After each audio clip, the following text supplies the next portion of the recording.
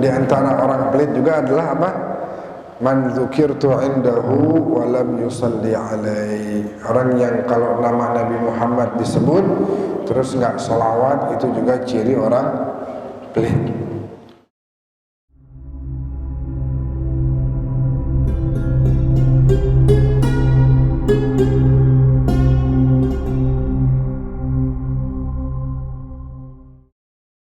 Bismillahirrahmanirrahim. Assalamualaikum warahmatullahi wabarakatuh. Wassalatu wassalamu ala sayyidina wa nabiyina wa syafiina maulana Muhammad wa ala alihi at-tayyibin at-tahirin wa ashabihi al-hudati al-mayamin wa ala tabi'ina lahum bi ihsanin ila yaumiddin, amma ba'd.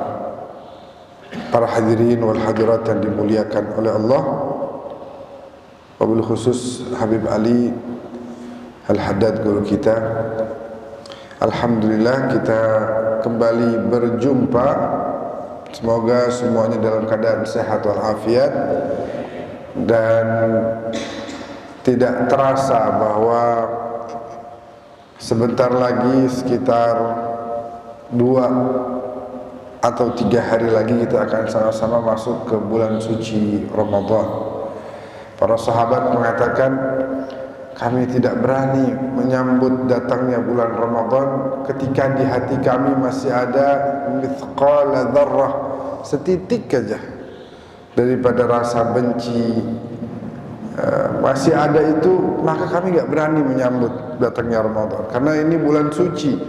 Bagaimana hati kami yang kotor itu bisa menyambut datangnya bulan yang suci? Sehingga diperlukan hati yang suci juga untuk menyambut datangnya bulan suci. Maka dari itu kita senantiasa beristighfar kepada Allah, meminta ampunan, dan harapannya agar insyaallah hati-hati kita senantiasa dibersihkan oleh Allah Subhanahu wa taala. Amin ya rabbal alamin. Allah Subhanahu wa taala berfirman dalam surat Al-Baqarah, ayatnya kita udah pada tahu, udah pada hafal semua. A'udzu billahi minasyaitonir rajim. Ya ayyuhalladzina amanu kutiba 'alaikumus shiyam kama kutiba 'alal ladzina min qablikum la'allakum tattaqun. Kata-kata la'alla dalam Al-Qur'an ini bukan berarti agar semoga kalian menjadi bertakwa, akan tetapi kata-kata la'alla dalam Al-Quran itu litahqiq biasanya, bahwa kalian pasti akan menjadi orang bertakwa kalau berpuasa. Berpuasa nih, ya ayyuhalladzina amanu, wahai orang-orang yang beriman, kutiba alaikumus shiyam, diwajibkan kepada kalian berpuasa, kama kutiba 'alal ladzina min qablikum, sebagaimana ibadah ini diwajibkan juga kepada orang-orang sebelum kalian. Nah, apa tujuannya? La'allakum tattaqun, agar kemudian kalian menjadi orang yang bertakwa. Pasti kalian akan bertakwa kalau kalian berpuasa. Pertanyaannya nih, saya nih Ahmad udah puasa Ramadan, katakan umur berapa? Umur baligh berapa sih kira-kira? Umur baligh? Hah? Berapa? 15. Kalau perempuan 9 biasanya. 15. Saya sekarang umur 34. Berarti paling tidak udah 18 menuju ke 19 puasa. Cuma kalau saya ngaca diri saya, romannya jauh dari kata takwa. Ya, jauh. Kita mau bilang diri kita udah bertakwa, wah, nggak berani. Lalu bagaimana dengan firman Allah ini bahwa orang yang berpuasa itu kemudian akan bertakwa? Kok kita kagak bertakwa? Saya nih maksudnya. Kenapa alasannya? Nah, ternyata memang ya karena belum benar-benar menjalankan puasanya dengan tujuan-tujuan yang diinginkan oleh Allah dan Rasulnya. Jadi puasa itu Bapak Ibu bagaikan sekolah, banyak ilmu di situ. Kudunya keluar dari situ kita udah dapat ilmu, bukan lagi S1, bukan lagi S2, bukan lagi doktor, bukan lagi profesor, tapi ilmu yang dari Allah begitu banyak dan begitu besar manfaatnya. Di antaranya nih, Ramadan ngajarin kita misalnya ibadah sholat malam, sholatul lail, atau yang lebih dikenal dengan taraweh. Diwajibkannya puasa ini adalah supaya kita menjalankan syiar-syiar Islam yang begitu indah, yang kalau kita jalankan selama bulan puasa penuh, maka keluar dari bulan puasa kita harusnya jadi pribadi yang lain, udah berbeda daripada sebelumnya, sebab udah belajar banyak dari bulan puasa, udah banyak ilmu yang diraih, udah banyak perubahan yang kita dapatkan. Namun ternyata faktanya begitu banyak orang yang puasa, kalau bahasa hadisnya itu laisa lahu min siyamihi illa al-ju' wal 'atash. Dia nggak dapat apa-apa kecuali dapat lapar dan haus saja. Kita nggak mau jadi yang begitu. Kita mau benar-benar sesuai dengan yang Allah inginkan, bahwa puasa menjadikan kita orang bertakwa. Puasa hari kali ini nih harus merubah kita menjadi insan-insan yang senantiasa bertakwa kepada Allah Subhanahu wa taala. Maka paling tidak kalau kita baca Minhajul Abidin, di situ kata Sayyidina Ali bin Abi Thalib, laula khams khisal lasara an-nasu kulluhum salihin. Kalau bukan karena 5 perkara ini nih, maka harusnya seluruh manusia udah jadi orang soleh. Cuman karena 5 ini nih yang kemudian menghambat orang menjadi orang yang soleh, menghambat menjadi orang yang bertakwa. Jadi ternyata 5 sifat inilah yang menghalangi kita menjadi orang yang bertakwa, yang menghalangi kita menjadi orang-orang yang saleh. Apa aja 5 itu? Kata Sayyidina Ali, awwaluha al-qana'atu bil jahli. Yang pertama, merasa puas dengan ketidaktahuan atau kebodohan. Ya, bahasa Betawinya betul. Puas apa? Bodoh tapi tenang-tenang aja. Nah, itu geblek tapi kagak sadar. Itu namanya al-qana'atu bil jahli. Yang kedua, al-hirsu 'ala dunya. Rakus terhadap dunia. Ini yang bikin orang jauh daripada kesalehan dan ketakwaan. Dan Ramadan nanti akan kita kaji bahwa ternyata Ramadan mengajarkan kita untuk jauh dari kata al-hirs atau rakus terhadap dunia. Yang ketiga, asyuhu bil fadl. Asyuh itu al-bukhl. Bakhil atau bakhil? Pelit. Ini syuh di atasnya pelit. Medit. Dosanya dia nggak bagi. Iya kan? Ada orang kan begitu modelannya. Kalau pelit itu terhadap orang lain. Kalau syuh atau syahih itu bukan hanya pelit sama orang lain, sama dirinya sendiri dia pelit. Kita makan bakso yuk. Baksonya Solihin tuh enak bener. Kenyang. Dia sayang tuh duitnya buat dia bayar makan dirinya sendiri, dia sayang. Kenyang. Bayarin dah. Kalau gitu boleh. Kalau gitu boleh. Bakal dirinya pelit.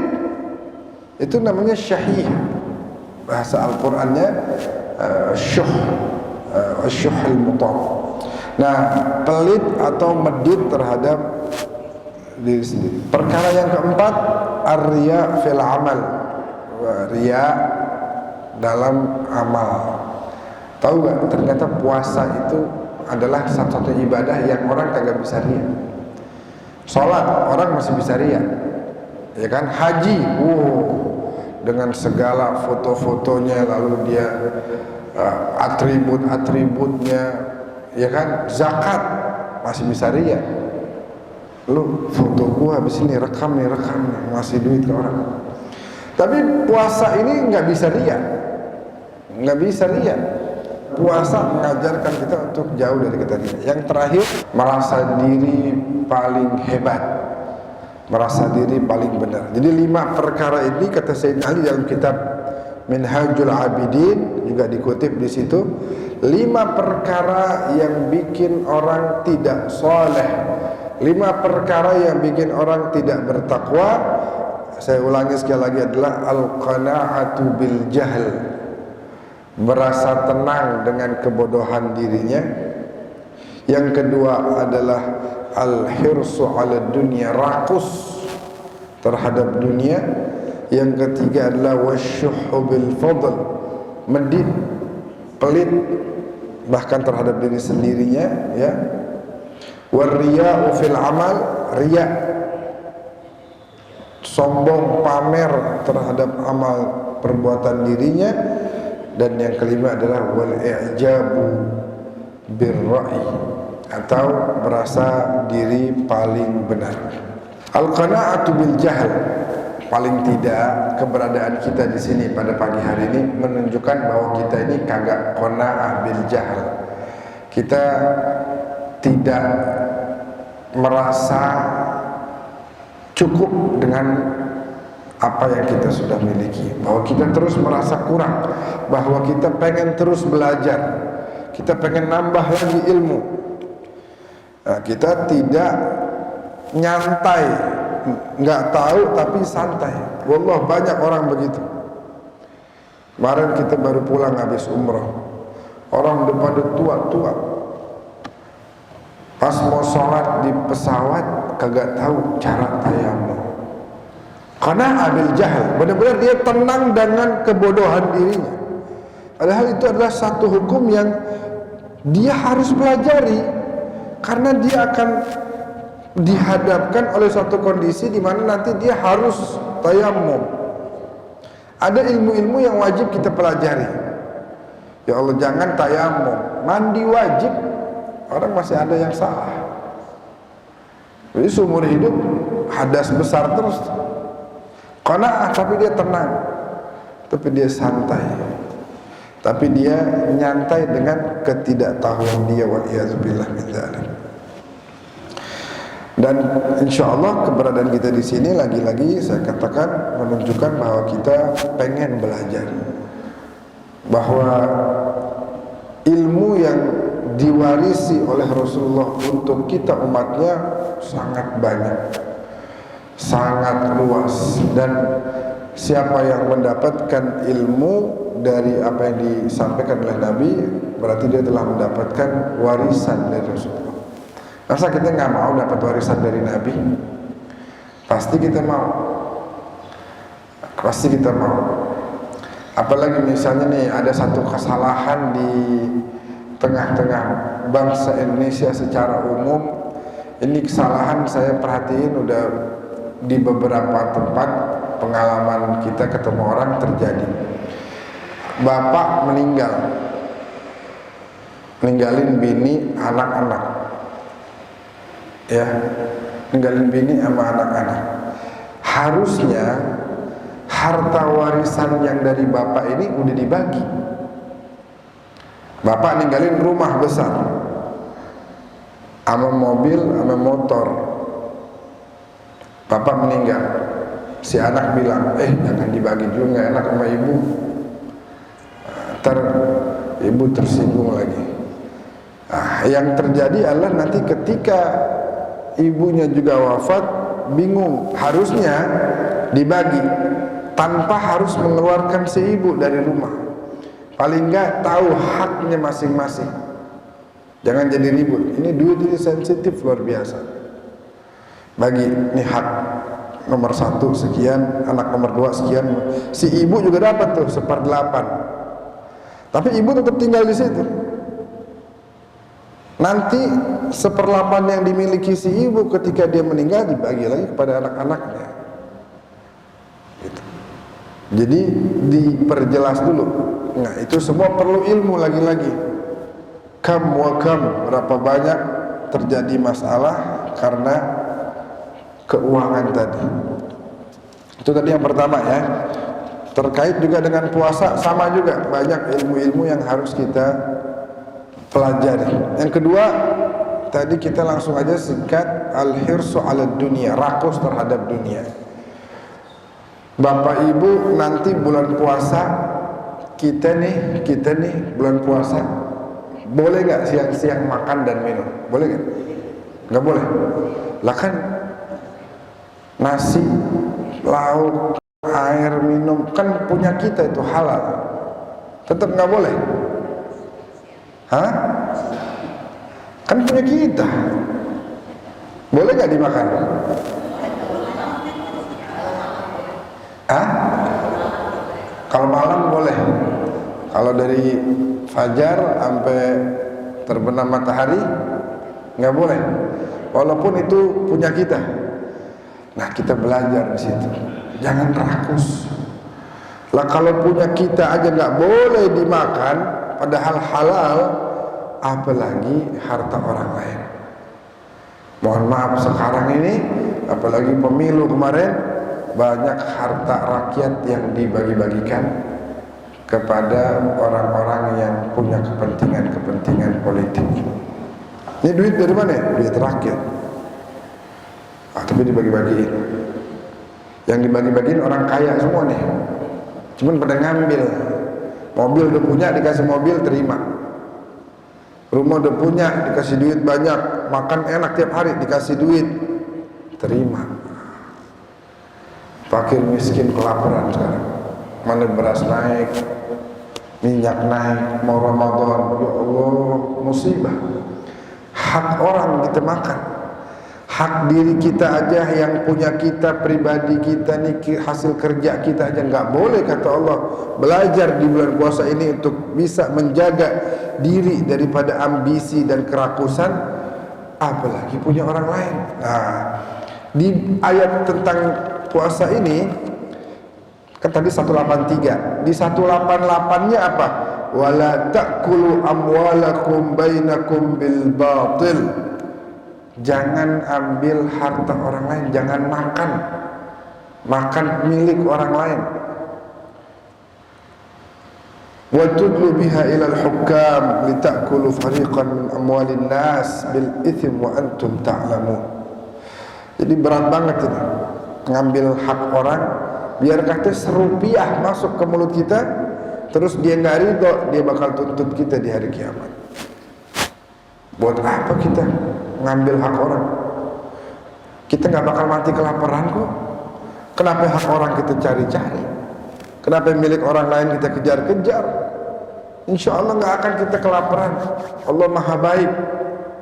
Tapi kenapa kita paksa perut kita untuk memakan yang syubhat, bahkan sampai yang haram? Dan sedangkan konsekuensi orang yang memakan barang yang haram adalah asad jawarihuhu sya'am aba, maka badannya akan mengarahkan kepada kemaksiatan, sadar atau tidak sadar. Kayaknya berat untuk ibadah. Adapun orang yang makannya halal, dia bakal senang hidupnya, dia bakal rajin ibadahnya, sya'am. Seorang sahabat, kalau nggak salah Sa'ad bin Abi Waqqas, tanya sama Rasulullah, ya Rasulullah, ajarin saya dong doa biar doa saya ini diijabah. Saya pengen kalau saya minta sama Allah dikasih. Ajarin dong, gimana caranya? Nabi nggak bilang, bacalah ini, caranya harus istighfar dulu, terus kemudian mintanya cara. Nabi nggak bilang begitu. Nabi bilang hasin ta'amak, perbaiki makananmu. Takun mujabun dakwah, maka doamu akan diijabah. Orang doa mulutnya kotor dengan yang haram, ngambil hak orang, pengen doanya diijabah, enak aja. Gimana bisa hak orang dimakan? Nah, sehingga puasa mengajarkan kepada kita jangan haris ala dunia, jangan rakus, jangan ambisi urusan dunia. Sampai dalam hadis qudsi Allah menyebutkan, ya ibn Adam, fa in tarda bima qassamtuhu lak arahtu qalbaka wa badanaka wa kunta indi mahmuda. Kalau kamu bersyukur atas nikmat yang telah aku berikan kepadamu, terima kasih ya Allah, ya, maka saya akan menjadikan hidupmu tenang, bahagia, nyaman, dan bersyukurnya kamu itu membuat saya akan menambahkan nikmat yang akan saya berikan kepadamu. Tapi fa in lam tarda bima qasamtu, kalau kamu enggak ridho, enggak rela, udah saya kasih masih mencari-cari yang milik orang lain, maka kata Allah, fa wa izzati wa jalali, saya bersumpah demi kemuliaanku, la usallitanna alaika dunya, saya akan jadikan dunia menguasai hatimu. Tarkutu fiha, kau mengejar-ngejar dunia, raqdal wuhush fil barriyah, bagaikan seekor binatang buas yang mencari-cari mangsanya, lari ke sana, lari ke sini. Tsumma la yakunu laka minha illa ma qassamtuhu lak, tapi enggak bakal dapat, kamu enggak akan dapat, karena saya sudah tetapkan segini ya segini. Salah sendiri, enggak mau menerima, enggak mau bersyukur, maka kamu akan menjadi seperti seekor binatang buas yang lari ke sana kemari, tapi yang kamu dapat hanya letih, yang kamu dapat hanya capek aja. Sehingga kita belajar ya dari puasa bahwa yang halal aja ternyata enggak selalu Allah izinkan untuk kita menikmatinya di setiap waktu. Bini kita halal nggak? Halal nggak Pak bini kita Pak? Siang-siang boleh nggak bulan puasa? Aha, bini kita ini udah ijab qabul udah nggak boleh.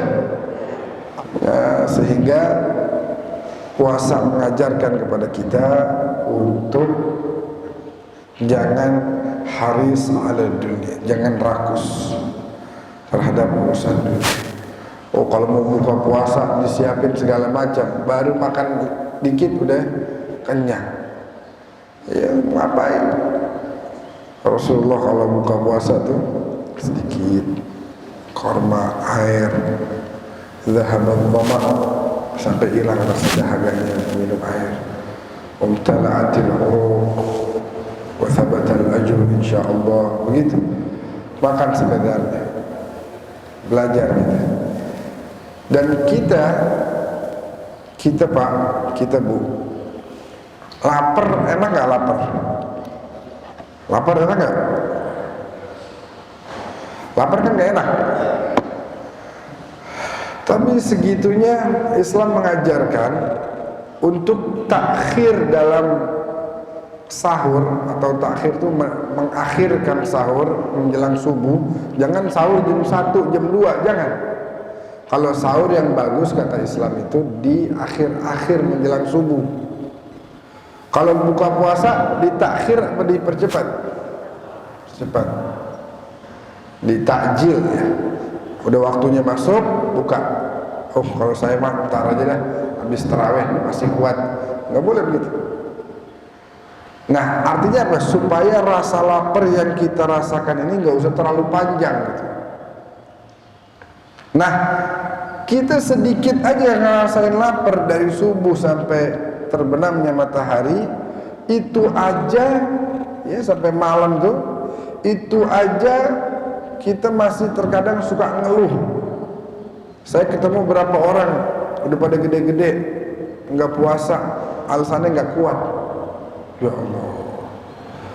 Nah, tadi saya bilang di awal, Ramadan madrasah penuh ilmu. Kalau kita yang segini aja nggak kuat, yang tibang dari subuh sampai maghrib tadi, lalu gimana kabar orang-orang yang ketika kelaparan nggak tahu kapan bisa makan? Kita kan tahu, Selapar-laparnya kita ntar juga jam 6 makan. Orang-orang tuh banyak yang nggak tahu. Saya lapar, kapan ya makan ya? Ini hari dapat makan nggak ya? Wallah, di Palestina meninggalnya bukan lagi gara-gara ditembak, bukan lagi gara-gara dibom, tapi karena apa? Itu kalau kita ngomong tuh, coba kita sambil tafakur gitu, meninggal gara-gara lapar. Coba tafakur sebentar ya, 5 menit aja mikirin gitu, gimana tuh? Ya Allah, nangis gitu.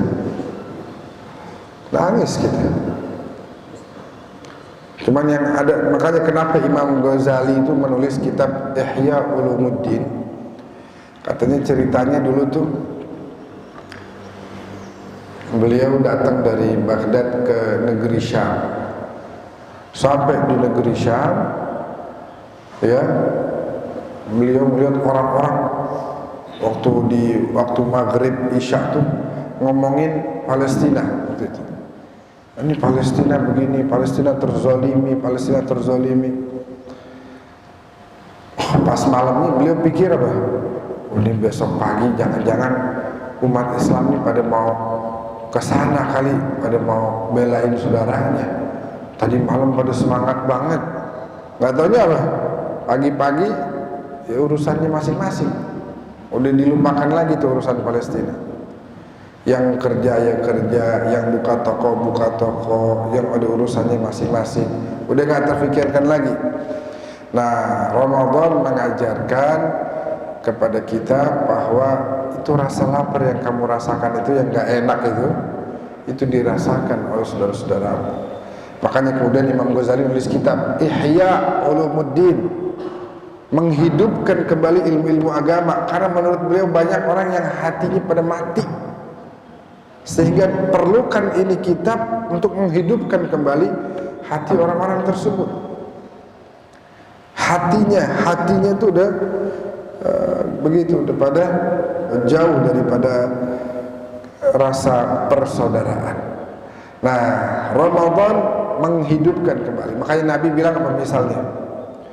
Nabi ngomong depan para sahabat, ayuhan nas, sekalian wahai para sahabat-sahabatku, wahai umatku, siapa nanti dari kalian pas bulan puasa ngasih makan orang untuk berbuka, ini ada beberapa riwayat ya, ada pahalanya, katanya dia akan mendapatkan pahala orang tersebut tanpa mengurangi dari pahalanya. Misalnya Habib Ali ntar puasa, waktu saya datang kemari dikasih makan, nih makan nih buat buka, saya makan, ya Habib Ali dapat pahala katakan 1000 misalnya, pahala saya puasa 1000. Nah Habib Ali dapat tambahan lagi pahala yang sejumlah saya miliki 1000, jadi beliau 2000, sayanya nggak berkurang sama sekali, tetap 1000. Itu kemuliaan orang yang ngasih makan orang yang berbuka puasa. Ya, bahkan dalam riwayat yang lain Nabi bilang pahalanya seperti membebaskan seorang budak. Waktu itu ada fakir miskin angkat tangan, ya Rasulullah, kalau gitu enak banget orang kaya bisa ngasih makan banyak orang.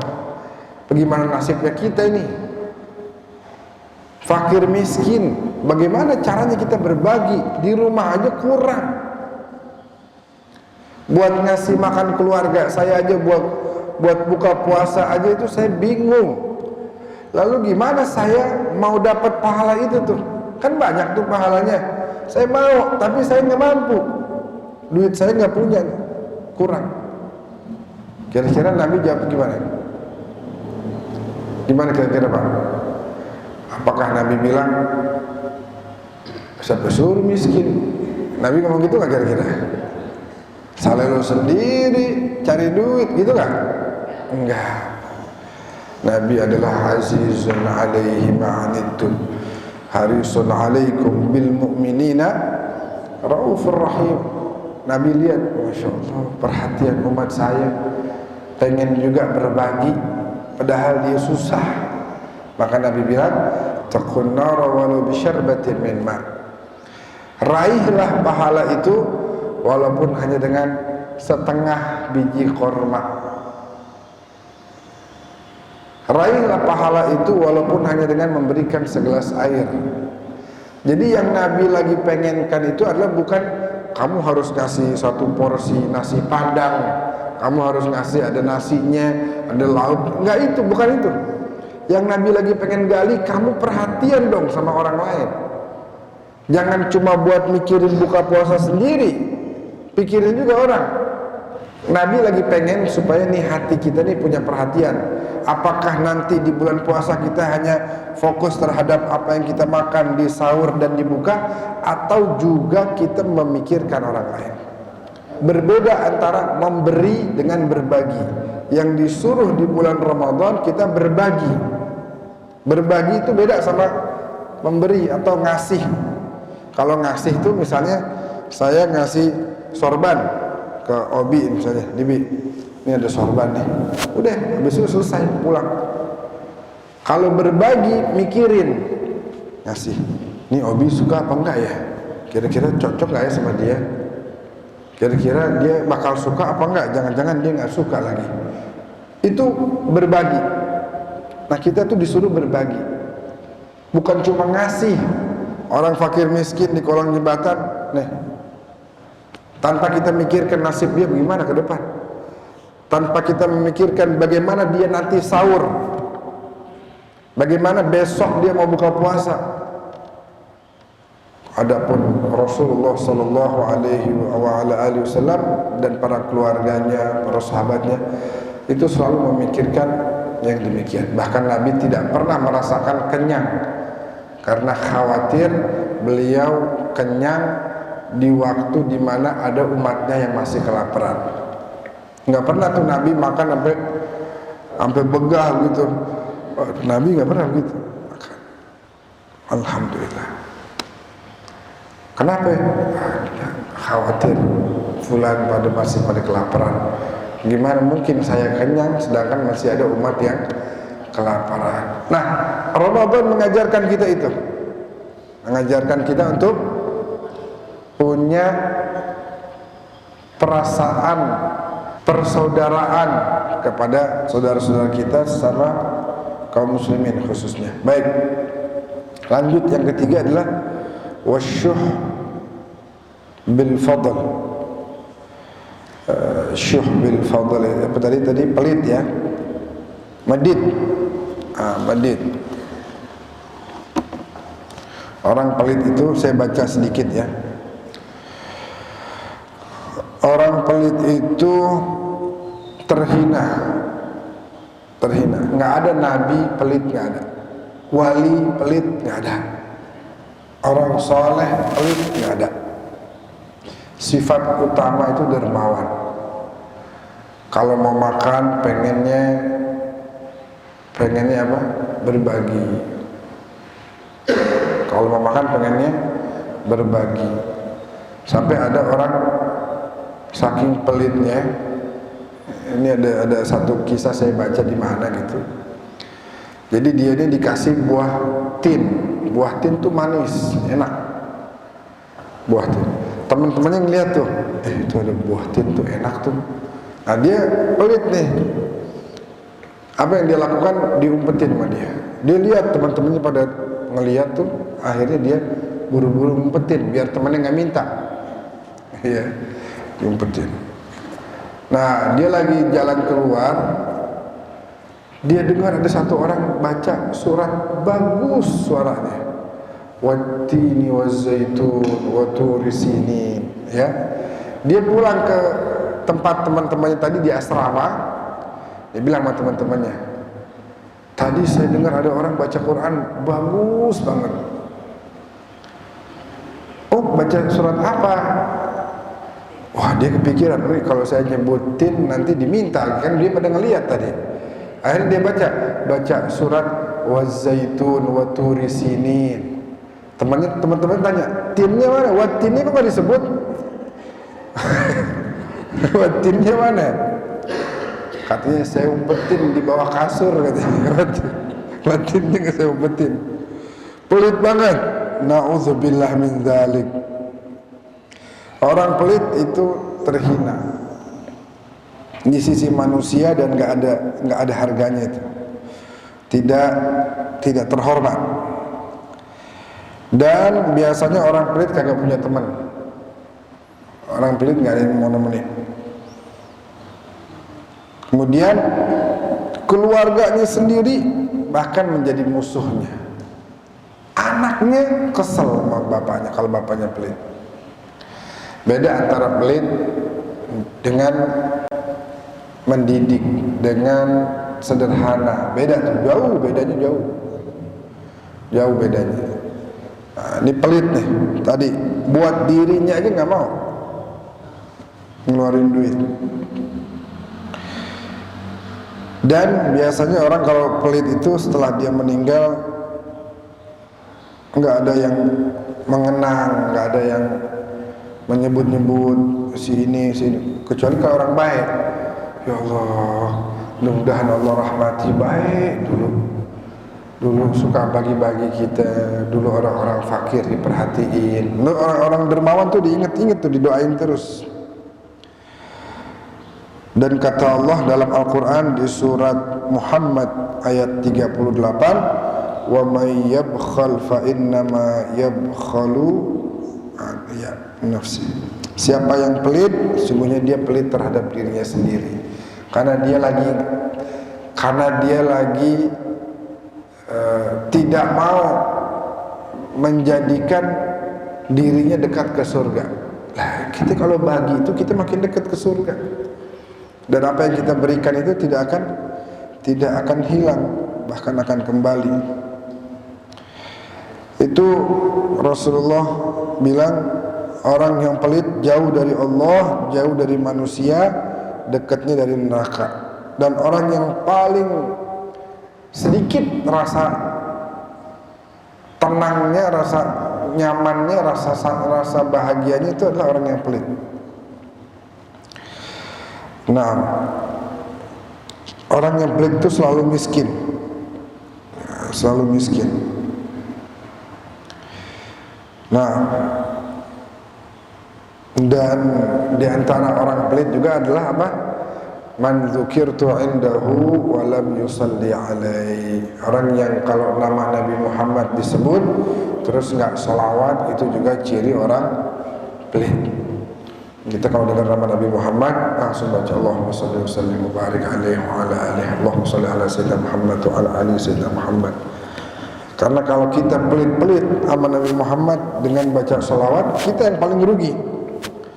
Karena Nabi Muhammad itu adalah mahallu nadhari rahmatillah, tempat Allah memberikan rahmat dan kasih sayangnya. Nah, kita sholawat sama Nabi, kita dapat bagian rahmat dan kasih sayang dari Allah Subhanahu wa ta'ala. Kalau kita pelit-pelit, wah kita nggak dapat bagian rahmat dari Allah Jalla Jalaluh wa ta'ala fi ulah. Nabi belum minta aja udah dikasih sama Allah. Nabi belum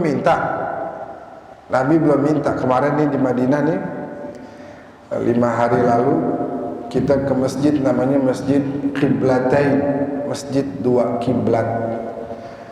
Jadi waktu itu Nabi sholat pertama habis Isra Mi'raj, sholat ngadepnya itu ke Masjidil Aqsa.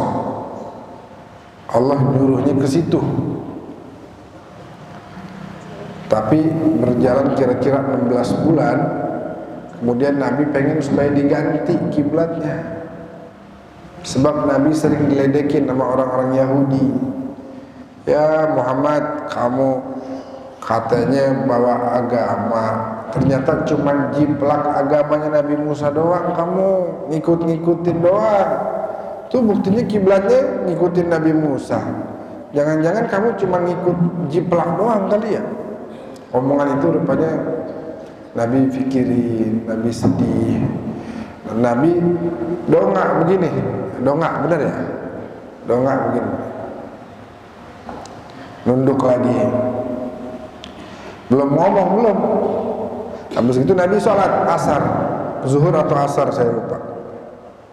Lagi sholat turun malaikat Jibril. Kita udah lihat tadi kepalamu naik kayak ada yang mau disampaikan. qad nara taqalluba wajhika fis sama. Kami udah lihat tuh. Tadi wajahmu naik begini, kayak ada yang mau disampaikan. Belum ngomong belum. Falanuwalliyannaka qiblatan tardaha. Dah, kita bakal ganti kiblat. Kemana? Ya kamu maunya kemana Muhammad? Bebas, atur dah. Allah iya aja udah. Bukan Allah yang nentuin. Makanya kata Siti Aisyah apa? Ma ra'aitu rabbak illa wa yusari'u fi ridha.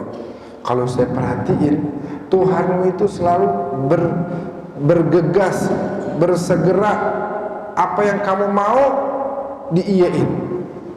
Belum diminta udah diiyain. Belum diminta, Nabi belum ngomong saya mau ini, belum.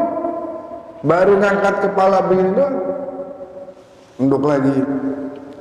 Iya, langsung iya. Belum ngomong nih, belum doa. Kalau kita nggak sholawat sama makhluk itu rugi nggak kita?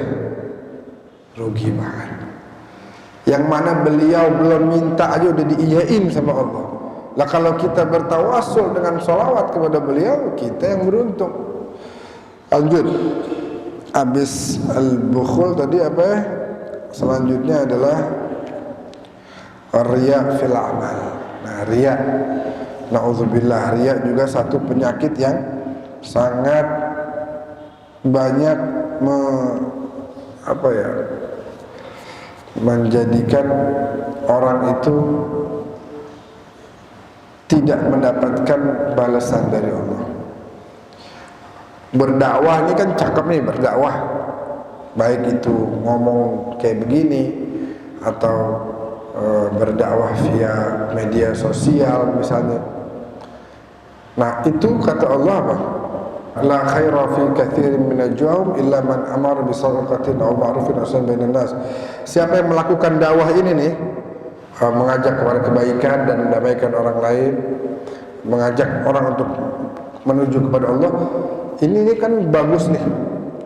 Kata Allah, wa may yaf'al dzalika, tapi syaratnya apa? Harus melakukan itu ibtigha mardatillah, semata-mata ingin mendapatkan keridhaan dari Allah, maka balasannya fasaufa nu'tihi ajran azima. Kami akan berikan ganjaran yang agung, yang besar. Orang berbuat baik hanya ngarep ridho Allah, Allah kasih ganjaran yang besar. Besarnya kata Allah nih, bukan kata saya. Kalau kata saya besar mah paling berapa sih? Tapi Allah mensifati bahwa balasan yang besar akan diberikan kepada orang yang tulus, ikhlas. Ya kalau nggak ada tulus, nggak ada ikhlas, yang ada riya, ya udah nggak dapet tuh balasan yang besar tadi. Nah, makanya kita menjauhkan sifat riya. Saya baca sedikit. Riya minal akhlaq adzami wal muhlikat al-azimah. Al-Quran, riya itu adalah sifat yang sangat buruk dan banyak membawa kepada kehinaan. Disebutkan bahwasanya riya sedikit aja itu syirik udah. Ya, riya sedikit itu syirik. Nah, puasa mengajarkan kepada kita untuk tidak riya. Puasa itu mengajarkan kepada kita untuk tidak riya. Sehingga keluar dari puasa harusnya kita udah bisa menghilangkan sifat riya tersebut. Nabi pernah ditanya, bagaimana seseorang nanti mendapatkan keselamatan di hari akhir? Nabi bilang apa? Keselamatan di hari akhir akan didapati untuk orang-orang yang tidak menipu Allah. Jadi orang riya itu menipu Allah. Orang riya menipu Allah. Berasa di depan orang udah kayak paling benar, padahal dalam hatinya dia lagi menginginkan justru pujian. Nah, itu kan kayak nipu gitu. Katanya ikhlas, katanya tulus. Kok begitu? Nah, makanya itu kita belajar dari surat Al-Insan bahwa sebenarnya kita semata-mata memberikan kepada kalian ini semua liwajhillah, la nuridu minkum jazaan, kami enggak mengharap balasan dari kalian, bahkan wala syukura, kami enggak mengharapkan kalian terima kasih ya, aduh ini, kami enggak harapkan itu. Inna nakhafu min rabbina yawman abusan qamtarira, sebab kami takut dari Allah, kami takut kepada Allah dari hari yang begitu menakutkan, yaitu hari pembalasan. Nah, orang yang punya sifat tadi, jujur, ikhlas, dia akan selamat, kata Nabi. Jangan menipu Allah, karena nanti iman akan diangkat dari orang tersebut. Ya'malu bima amarahu Allah thumma yuridu bihi ghairah. Apa itu menipu Allah? Menjalankan apa yang diperintahkan oleh Allah, tapi mengharapkannya pujian atau balasan dari orang lain. Fattaqullah, maka bertakwalah kepada Allah. Ini bagi yang bertasbih. Nah, ini haramun ala kulli bakhilin wa mura'in. Kata surga bilang, sesungguhnya aku nih, kata surga, saya haram hukumnya bagi dua kelompok manusia, pelit dan orang yang riya. Waliyadzu billahi min dzalik. Dan riya itu membatalkan semua amal kita. Sedekah pahalanya gede, dengan riya hilang. Dakwah pahalanya gede, dengan riya hilang. Ya. Salat, haji, umrah pahalanya gede, dengan riya hilang. Haba'an mansura, waliyadzu billahi min dzalik. Terakhir, biar enggak terlalu panjang lebar, terakhir tadi apa? Apa terakhir? Ujub. Apa itu ujub? Merasa diri paling hebat, merasa diri paling benar. Dan ujub itu adalah beribadah terhadap diri sendiri. Ujub itu menghamba terhadap diri sendiri. Kita jadi budak untuk diri sendiri. Ada satu kitab bilang, kalau kita lagi ada perasaan ujub, coba berpikir tentang diri kamu. Awalnya kamu itu nutfah, mani, ya. Terakhir kamu bakal jadi jifah, bakal jadi bangke. Walasta baina tilka wa hadhihi siwa hummalin lin najasat al muta'affinah. Kamu awalnya mani, akhirnya bangke, dan di antara kedua ini kemana-mana kamu bawa kotoran terus, bawa najis, bawa kotoran. Terus apa yang mau dibanggain gitu ya? Apa yang mau dibanggain? Dan sehingga kita belajar untuk sucikan, membersihkan diri. Puasa itu juga pelajarannya untuk kita diantaranya adalah membersihkan diri. Membersihkan diri. Orang kalau lapar itu biasanya nanti pandai untuk bertafakur. Orang kalau kenyang biasanya malas mikir. Kalau kenyang bawaannya udah mentok, udah otaknya mentok. Jadi saya ringkas sekali lagi bahwa kita kalau mau mendapatkan sifat ketakwaan tadi, yang pertama harus tidak boleh qanaah bil jahl, tidak boleh diam dalam kebodohan, tapi harus mau punya keinginan untuk belajar. Yang kedua, al-hirs ala dunia, jangan rakus terhadap dunia. Orang kalau duduk makan bareng-bareng enak gak? Ini ada nasi nih.